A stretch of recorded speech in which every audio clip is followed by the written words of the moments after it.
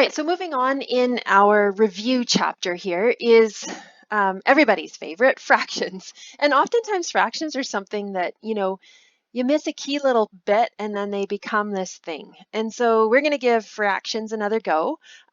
We will definitely have differences in the group. Some people love fractions, some people dislike them. Fractions are really useful if you work in any sort of like building industry or something, because we are still in the imperial system for a lot of our construction.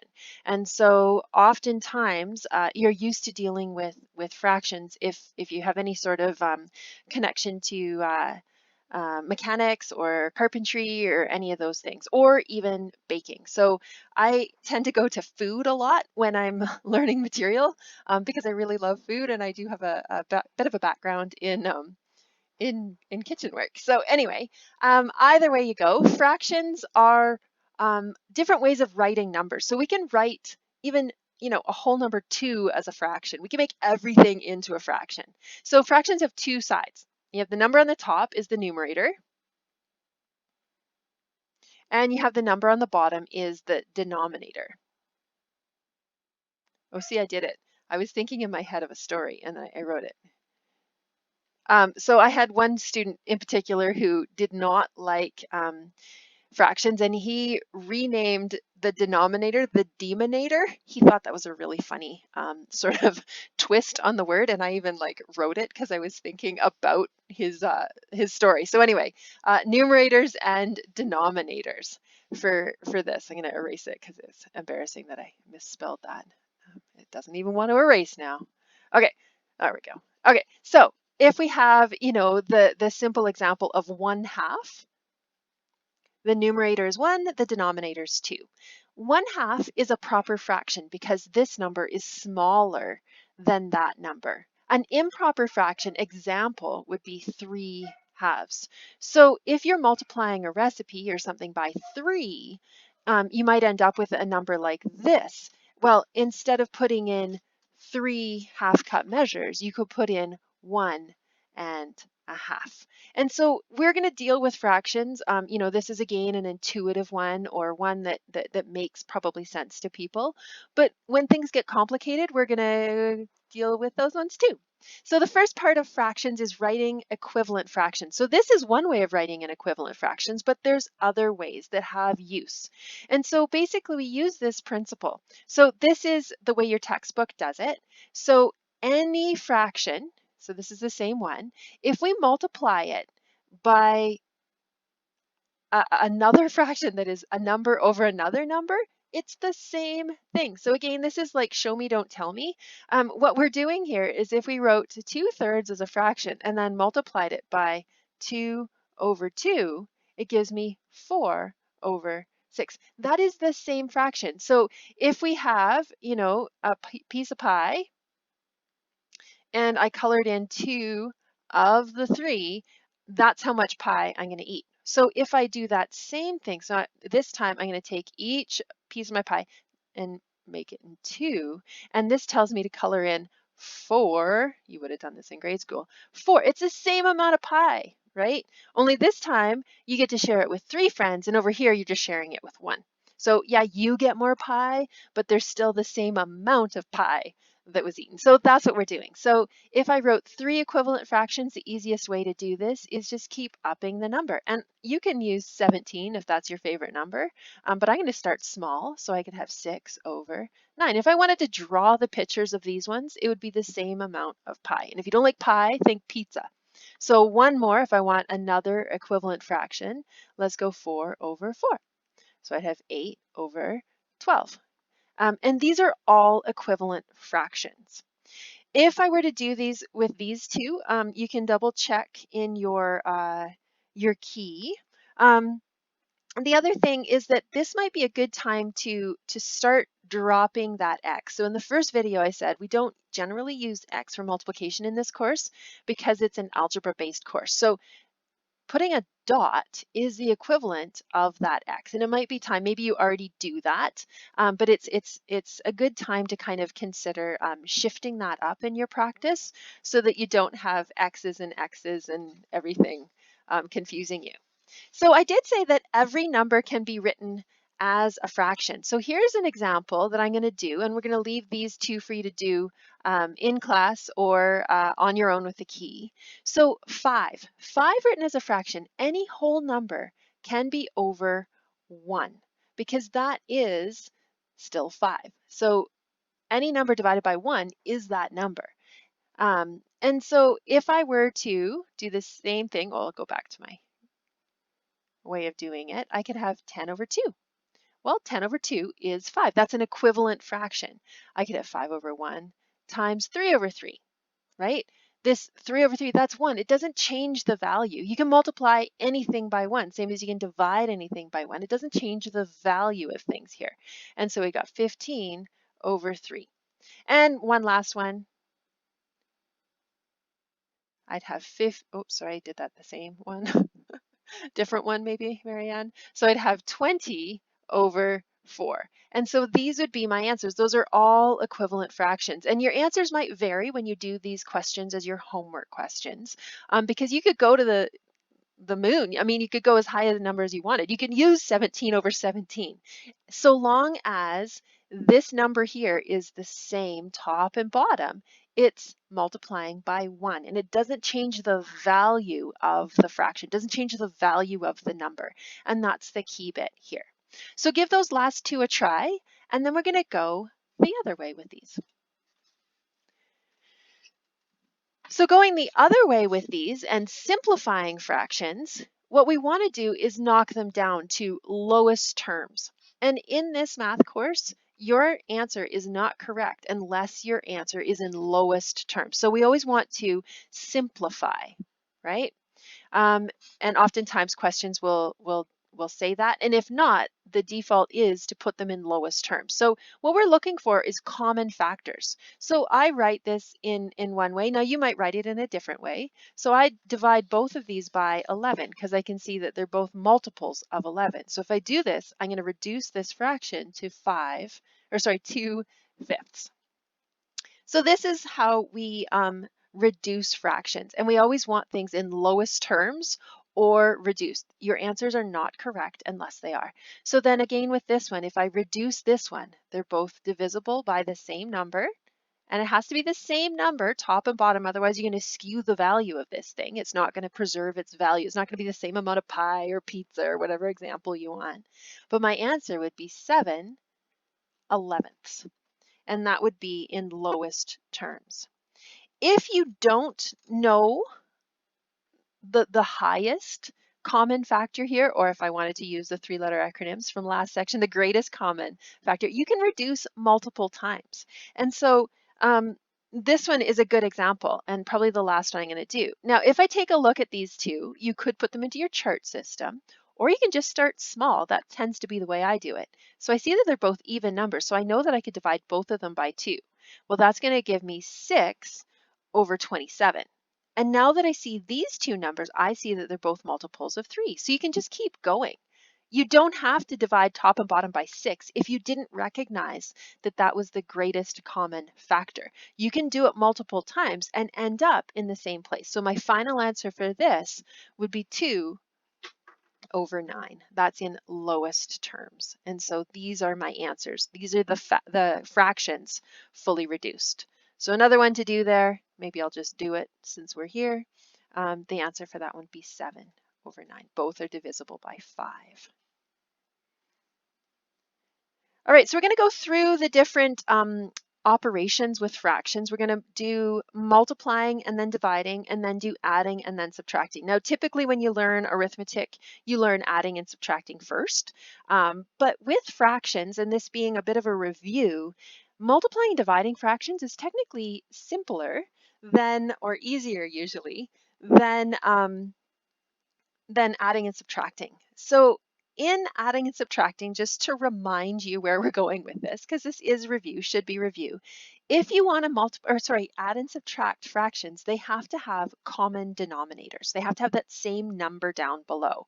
So we're going to use that skill of writing equivalent fractions so that they have the same number down below.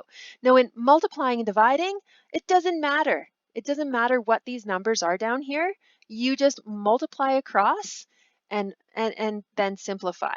So there are two different approaches. I'm going to use two different approaches because you may have done it different ways. Specifically, if you're coming from our Math 46 course, oftentimes our instructors teach you this alternate approach. And honestly, both ways are totally fine. And even if through this 15 weeks you morph, like you switch from one strategy to another, that's totally fine. So across the top would give me a 36, just multiplying 9 times 4, and across the bottom would give me a 6. Well, this is not in lowest terms because they're both divisible by 6. So reducing this fraction, and you might get to the answer quicker than me here, it would be 6 over 1. Now, 6 over 1, totally technically correct, but most of us would probably recognize that as just a 6. Now, the alternate approach in this one, I'm going to try and change colors because it is a little different.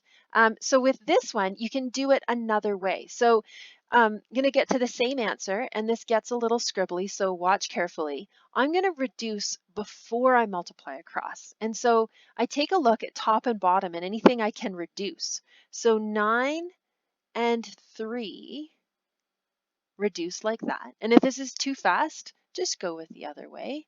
I'm happy to do this slower with you if you really want to understand both ways. But as so long as in math you can get to the answer one way, I think that's adequate. Okay, so then 4 and 2, you can also see that those could reduce.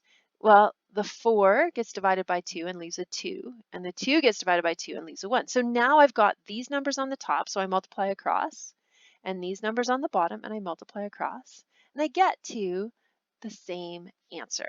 And so that's just two different ways. That's the way that most people like that I did in blue here. And this is the alternate approach that you might have done in other courses. And honestly, it doesn't matter, to me anyway, which way you do.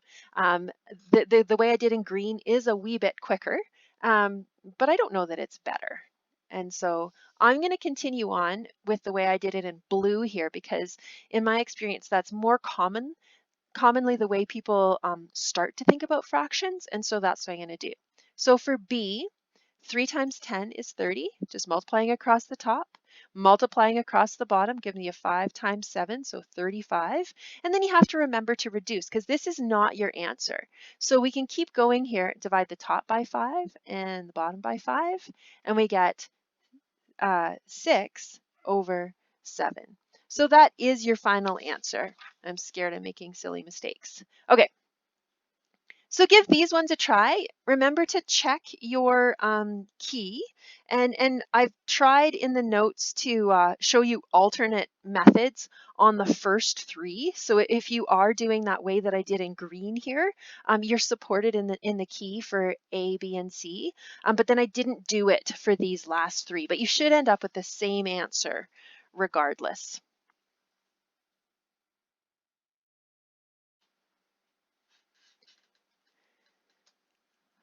All right, so if you've mastered, or well, figured out a little bit, or remembered multiplying fraction, dividing fractions is actually the same thing. So the rule to divide fractions is to multiply by the reciprocal.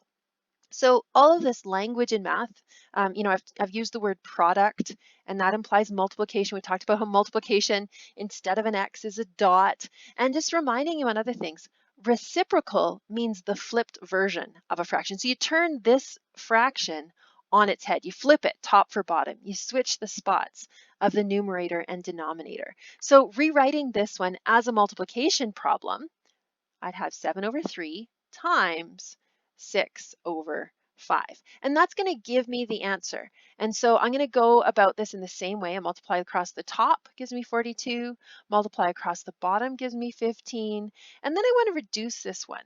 So they are both divisible by 3. And so divided by 3 gives me 14 over 5. Now, in your textbook, it gives the answer to these kinds of questions in mixed numbers. And in the notes, we actually go through writing these as mixed numbers. I really think that improper fractions are pretty much as useful, unless you're baking a cake, pretty much as useful as the mixed numbers. And so in the book, or if you're proficient with the fractions, the answer in the book would be 2 4/5. But like I said, in the notes, I'm going to just stay with these improper fractions because later on it actually goes through the exercise of how do you switch from one to the other. Okay, so one more of these ones just to do with the group or in the video. I'm going to switch it to a multiplication question and then showing the way that I did on the top ones, and you could reach in and reduce here if that's the way you want to. Multiplying across the top, I get 45. Multiplying across the bottom, I get a 6. And both of these are divisible by 3. So divide by 3 gives me 15, and divide by 3 gives me 2. And that's absolutely fine in my books, the improper fraction. As you're checking your homework questions, the textbook does seem to default to mixed numbers. And like I said, in the notes coming up is that exercise of going from one to the other. So I'm going to let you give the last 3 a whirl, remembering that they're really not that different from multiplication, but do take the time to rewrite them. I'm really good at switching numbers. You may have noticed in the video saying a 2 instead of a 5. I don't know if it's dyslexia, but I guess I do switch numbers around a lot. So taking that step to show your work can definitely save you some of those silly mistakes. So give these last 3 a shot. We'll do the work together in class, and you can, if you're not in class with this, you can double check your answers in the key that's available to you at the Moodle site.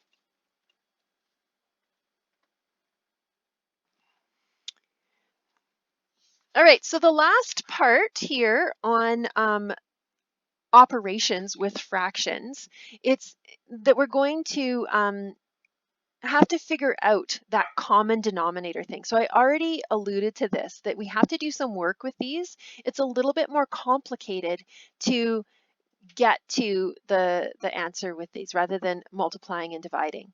And so with these ones, we want to come up with what is the lowest common multiple of these two numbers. Now, in this one, if you don't get the lowest common multiple, you can still get to the right answer, but you're just going to have to do more reducing. So when I take a look at these two, I'm going to go intuitive with this one. The lowest common multiple of these two numbers is 24. And oftentimes that will work. If you don't know it intuitively, then I'd encourage you to go back to that chart system that figured out the lowest common multiple. Remember, that was the L-shaped one at the bottom there. And so I identify my lowest common multiple here. This is what I'm looking for as my common denominator. And so my first fraction, I'm going to write an equivalent fraction so that my number down below is 24. So how I would get from 8 to 24 is that I would multiply the top and the bottom by 3. Remember that this is the way we were writing equivalent fractions. We don't change the amount of pizza or pie you're eating, just change the way it looks. So we're still then going to add that to the next fraction here. So the next fraction, again, I want the denominator of 24. Well, how I get from 12 to 24 tells me what I'm multiplying this fraction by, top and bottom. Again, these numbers have to be the same. This number and these numbers, they can be different, but this fact, they are always the same because that's multiplying by 1, and that's what doesn't change the value. So this bit here would give me 15 over 24, and this bit here would give me 14 over 24. I've achieved what I was trying to do. I was trying to get these to be the same numbers because that's what allows me to add these fractions. And so this would give me then 29 over 24. And that would be my answer. I know I'm in lowest terms because 29 is a prime number. So trying to roll in a bunch of the language and the skills in this review chapter, that's why we kind of learned those numbers, because that's when you know you're done. You know you're in lowest terms. You've simplified your answer as much as you can. So you'll notice that I haven't read through the instructions oftentimes here because I think math is really good with the show me, don't tell me, which is why the videos come in or the lessons come in or the Zoom help sessions come in. So the next one, I'm going to do one more with you. identifying what the common denominators should be or could be, we want to go with the smallest number if possible, but if not, you can just multiply them together. And this is a case where they're just multiplied together. The smallest number that both of these two would divide into would be 45. So that's my goal. That's what I'm trying to get as the lowest common denominator. And I don't have it. So what I'm doing is treating each of these fractions, writing them as an equivalent fraction, so that they have that common denominator. So the question is, what do I multiply 5 by to get to the 45? Well, that'd be a 9. So it's same top and bottom because that's just 1, and I'm not changing the value of this 4/5, just changing the way it looks. And this one, again, these are different over here. That's going to be a 5/5. So that would give me then 36/45 and 35/45, just doing that multiplication across the top and across the bottom. So then adding the numerators and keeping that denominator the same. I didn't say that in the last question, but you've worked hard enough to get that 45, so don't change it. That's going to be the same. And across the top, then we get the 71.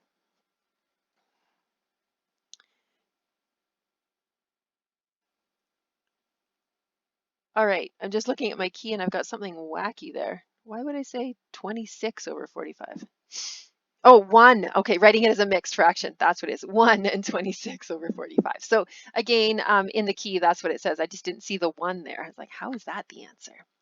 Okay, so take a look at these ones. Maybe I'm going to skip C and E. We'll do those together in class, or you can do them on the key. F and G are subtraction. So F already has common denominators. So all you're doing, instead of adding the numerators, it says subtraction. So you subtract them. That's 5 9. So there was no extra work because they already shared that common denominator. And down here, you'd have to write them as common denominators. And that lowest common multiple of the 8 and the 3 would be 24. So writing this one out, I'd have 7/8 times 3/3 minus 2/3 times, what do I have to get to? Oh, 8/8.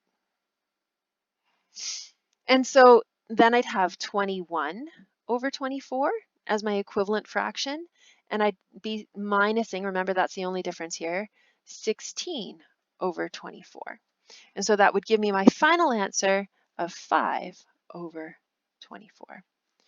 Hopefully this review chapter is review for you. There's lots more that we could do with these ones, and there's tons in your textbook.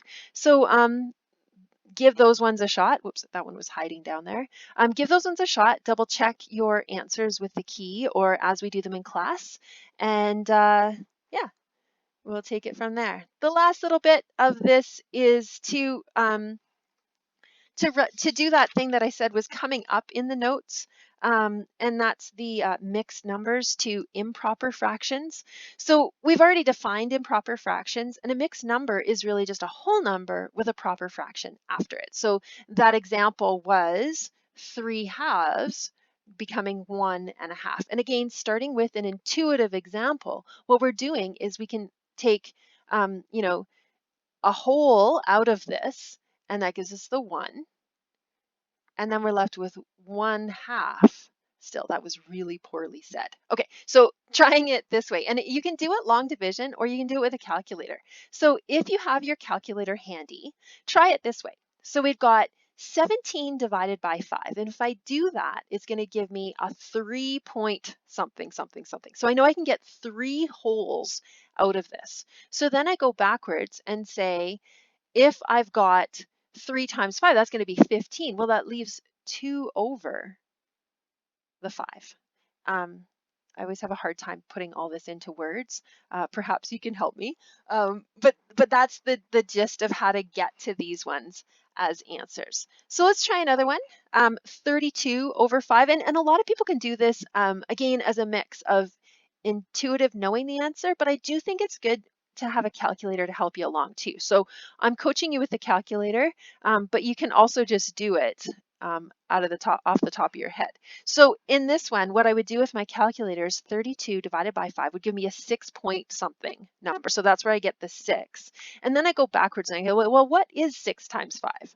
Well, that would be 30. So that leaves me 2 left over the 5. You'll notice the denominator stays the same in these ones. So give C and D a try on your own. We'll do those also in class. In the notes here, I've written out, like your textbook, how to do it like long division style. In the keys, you'll notice if you're cross-referencing those, and I'll do that in class again. It's what I've just said. It's how to use your calculator for these ones, because that one can be a little bit easier. So you divide the top by the bottom and take that whole number, and then see what remains and write that number over that original denominator. That denominator is staying the same. I find that going this way, sorry, I'll pause so you can do those last two. And I find that going this way is actually hard, or that way is harder than going the other way. So the last part here is going from a mixed number to an improper fraction. So this alternate approach is the way that I do it. So I put down, again, the way your textbook does it, and maybe this resonates. This is honestly a review chapter. So if you've got a system that works, go for it. And if you've got something different than the way I do it, share it with me, because I love collecting those different ways of thinking about things. So the alternate approach, multiply the whole number by the denominator, so that would give me 15, and add that number to the numerator, so that would give me 17, and write it over the original denominator. So this would give me 4 times 7, so 28, plus 5 gives me 33 over 7. This one, 5 times 8 gives me 40 plus 3, so 43 over 8. And while I'm doing it, I'm here. 6 times 4 is 24, plus the 3, so 27 over 4. And hopefully I didn't make a silly mistake as I'm doing it. So putting it all together, to do the questions, we now want to convert. And this is where I said, you know, leaving your answer as an improper fraction, absolutely fine. In my books, in your textbook, it gives your answer as a mixed number. So if you're in that, in the same kind of mindset as me, and you give your answer as an improper fraction, when you look at the back of the book, you're going to have to do that conversion like we just did to know if you got the right answer. So the other thing here is I much prefer working with improper fractions. So to do these questions, we have to convert the mixed numbers into improper fractions and then carry on with how we've learned to do things. And these last page of questions, I'm going to do the first couple here just so you can see what I mean, but then they are a mix of multiplication, division, and addition and subtraction. So it really keeps you on your toes when you have to get the common denominators and when you don't. So what I'm doing is putting them into improper fractions first, and then doing what we've just done in the notes. So 3 times 3 is 9, plus the 2 is 11 over 3. And I'm multiplying it, that means, as you remember, 2 and 5 over 2. So I've written them as equivalent fractions, and now I can multiply. So I'd have 55 over 6. And I'm done with this one because they don't share any common factors. Now, I could do that mixed number thing. So I'd take 55 and divide it by 6 and get 9 wholes. And 9 times 6 is 54. So there's 1 remaining over the 6. One last one here, 6 plus 1 is 7, and I'll multiply that by 7 over 2. So across the top, 49, across the bottom, 6. And I would take a look at these ones and see if I reduce it any further, and I can't. So if I want to take it one step further and write it as that mixed number, in my calculator, I'd take 49 and divide it by 6, and that would give me an 8 point something, so 8. And then I think back, well, what is 6 times 8? And that would give me 48, so that leaves me 1 over 6. And so either of these are the right answer, and I'm ambivalent whether you write it as a mixed number or an improper fraction. In my books, they're both the same. So just to let you carry on with one more thing, something that's been kind of sneaking in is this multiplication thing. And we've kind of moved from the X to the dot. In the notes, there's another way that I write it. So if I want to write an equivalent fraction, of say 2 over 3, you'll notice in the notes I've written it as like say 3 over 3. And these brackets smack up beside each other also implies multiplication. It was just a little thing. If you're only working off the keys, that might be something that's a wee bit confusing in the way I wrote things. So we'll reinforce those ones as we move through. And I'm going to leave the video here for you to work through the last page of the fractions. That really are that mixed bag. So figuring out what your strategy is key. When do you need to get improper or get common denominators, and when do you not need to? And remembering to reduce. Okay, give those ones a try. And that's the end of 0.2.